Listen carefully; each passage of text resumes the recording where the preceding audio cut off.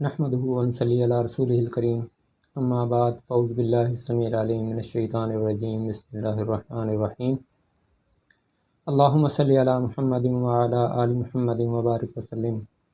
ناظرین، میں ہوں حافظ محمد حسن رضا ایڈوکیٹ اور آپ دیکھ رہے ہیں لیگل ہیلپ ود حافظ محمد حسن رضا۔ آج کا ہمارا موضوع ہے کہ معاہدہ بیع جو ہے اس میں کیا کیا چیز صراحت کے ساتھ بیان ہونی چاہیے۔ سب سے پہلے جو معاہدہ بیع ہے اس میں پراپرٹی، اس کی وضاحت ہونی چاہیے کہ پراپرٹی جو ہے کس کھیوٹ، کس خطونی، کس خسرہ نمبر میں، کس مربع نمبر میں موجود ہے۔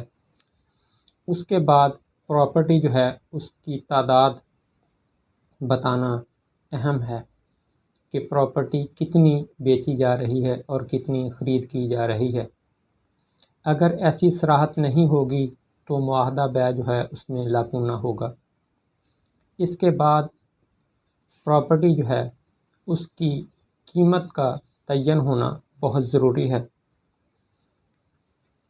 قیمت جو ہے وہ عموماً بازاری ریٹ کے مطابق تحریر ہونی چاہیے۔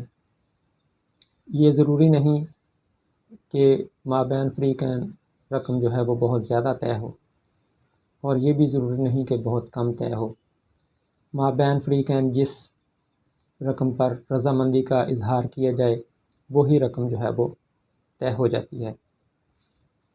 اب جو رقم طے ہوئی ہے اس کا طریقہ کار، اس کی ادائیگی کا طریقہ کار کہ کتنی رقم بطور زر بیانہ دی جائے گی، کتنی رقم بعد میں ادا ہوگی، یا اتنی رقم بطور زر بیانہ دی جا رہی ہے اور بقیہ رقم بوقت انتقال یا رجسٹری دی جائے گی۔ اس کی صراحت ہونی چاہیے۔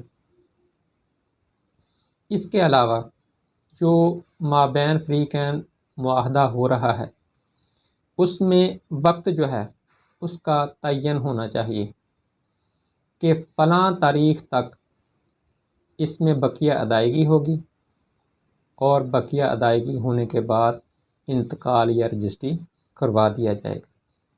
بعض اوقات ایسا بھی ہوتا ہے کہ جو قیمت ہے وہ یکمشت ادا کر دی جاتی ہے اور اس کے بعد انتقال جو ہے وہ لینا ہوتا ہے، لیکن جو میری سمجھ کے مطابق مکمل رقم جو ہے وہ یکمشت ادا نہیں کرنی چاہیے، کیونکہ جو خریدار ہوتا ہے وہ اپنے سر سے بوجھ اتارنے کے لیے مکمل رقم دے دیتا ہے، لیکن جو بائع ہوتا ہے اس کی بعد میں ڈیمانڈ جو ہے وہ تبدیل ہونے کے چانسز ہوتے ہیں۔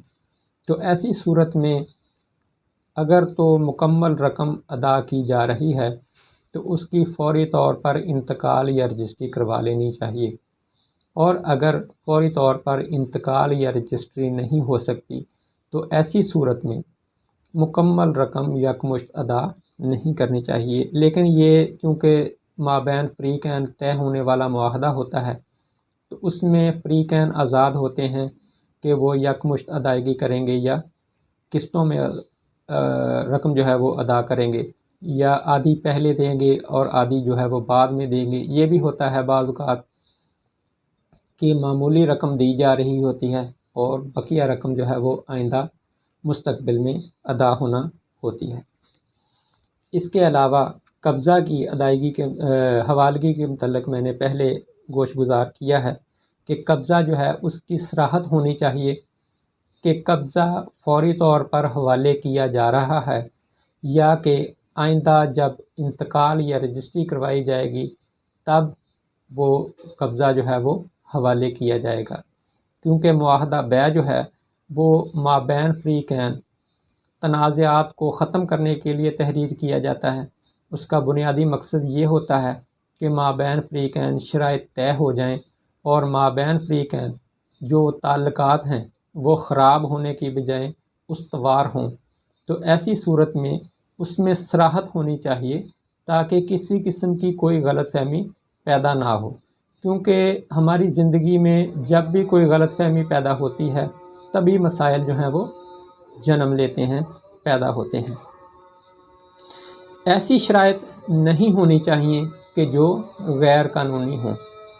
کسی قسم کی کوئی بھی غیر قانونی جو شرط ہے وہ غیر قانونی ہوگی اور وہ کسی قسم کا قابل عمل معاملہ نہیں ہوگا، اور کوئی غیر اخلاقی مصلحت عامہ کے تحت کسی قسم کی کوئی شرط جو ہے وہ درمیان میں تحریر نہیں ہونی چاہیے۔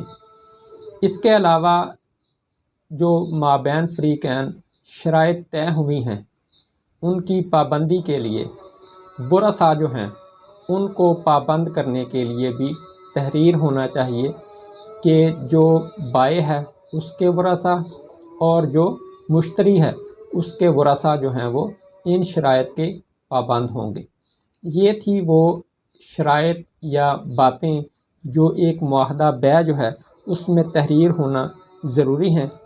اس میں ایک جو لازمی اور بہت ہی اہم چیز میں آپ کو بتاتا چلوں کہ جو بھی معاہدہ کیا جاتا ہے اس میں گواہان کی موجودگی بہت ضروری ہے۔